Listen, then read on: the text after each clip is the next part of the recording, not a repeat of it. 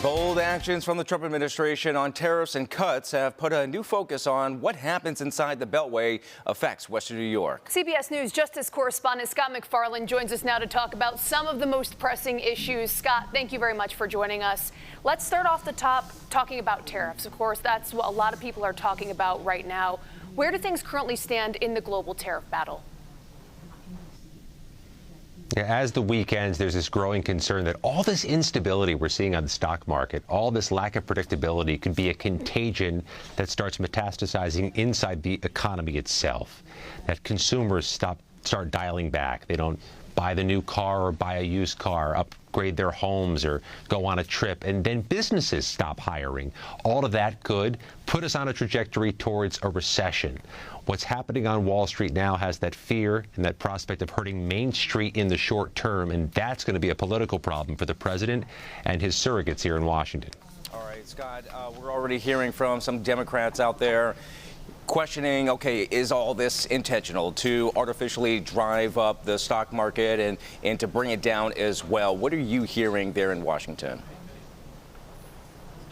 Yeah, Senate Democrats are likely to trigger some form of an investigation into whether somebody got rich off of this yesterday. If somebody was buying just before the president made his announcement, he was dialing back some of the tariffs. And if so, do those people run afoul of federal law?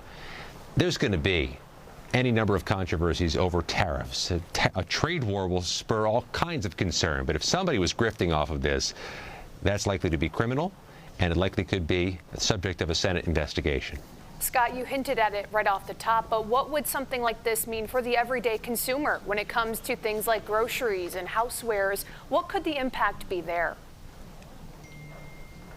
I think that's the broader nonpartisan concern here, that all of what's happened over the last week is going to cause people to want to be more conservative with their money, to keep their cash. People from out of the area will be less likely to make the trip to Niagara Falls. People outside the area less likely to make a trip through New York as a tourist or as a business partner. And maybe it makes somebody down the street not want to upgrade their kitchen or add that porch in the backyard, all of which hits local businesses, all of which hits our greater economy in New York. And the tariffs are changing. The stock market obviously has been fluctuating. Have you gotten any indication that there are more tariffs on the way or potentially more announcements on tariffs?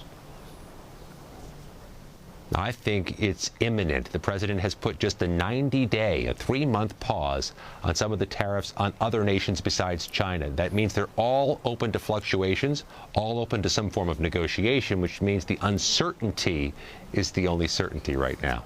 All right, CBS News Justice correspondent Scott MacFarlane, as always, thank you so much for taking the time this afternoon.